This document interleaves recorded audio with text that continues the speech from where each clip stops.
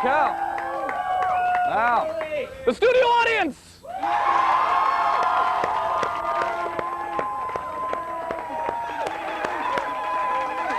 I don't know.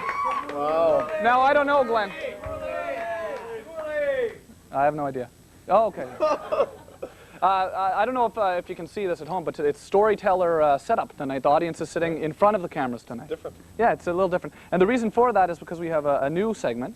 Okay. It's called How to Win Friends and Influence People. Okay. It's time. Are we going to do that now? Let's do that now. How to win friends and influence people is what we're going to do right now. And not scoring points tonight. Well, thank you. Sorry, Glenn. That's all right. Look at yours. So I'm going to read from this book by Dale Carnegie called How to Win Friends and Influence People. Turn that music down a little bit if we could. I'm having a hard time hearing myself think. How to make people like you instantly. I was waiting in line to register a letter in the post office at 33rd Street and 8th Avenue in New York. I noticed that the registry clerk was bored with his job, weighing envelopes, handing out the stamps, making change, issuing receipts, the same monotonous grind year after year. So I said to myself, I'm going to try to make that chap like me.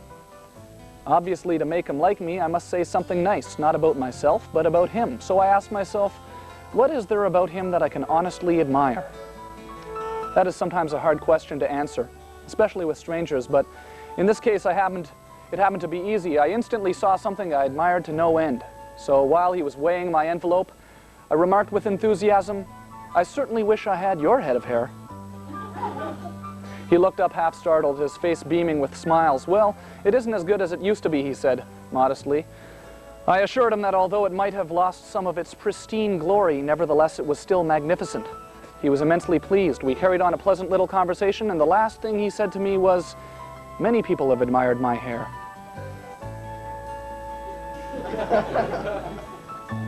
I'll bet that chap went out to lunch that day walking on air. I'll bet he went home that night and told his wife about it. I bet he looked in the mirror and said, it is a beautiful head of hair. You know, I told this story once in public, and a man asked me afterwards, what did you want to get out of him? What was I trying to get out of him? What was I trying to get out of him? Glenn, if we are so contemptibly selfish that we can't radiate a little happiness and pass on a bit of honest appreciation without trying to screw something out of the other person, if our souls are no bigger than sour crab apples, we shall meet with the failure we richly deserve. Anyway, so we went and tried. We went and tried this. Yeah, whatever. We went and tried this thing, and let's see what happened if it works. We'll be right back. I certainly do admire your head of hair. Oh, thank you very much. I certainly do admire your head of hair. I think that's called flattery. Thank you. What's this? Wow, so it worked. So it worked. Interesting. Yeah. Glad we determined that.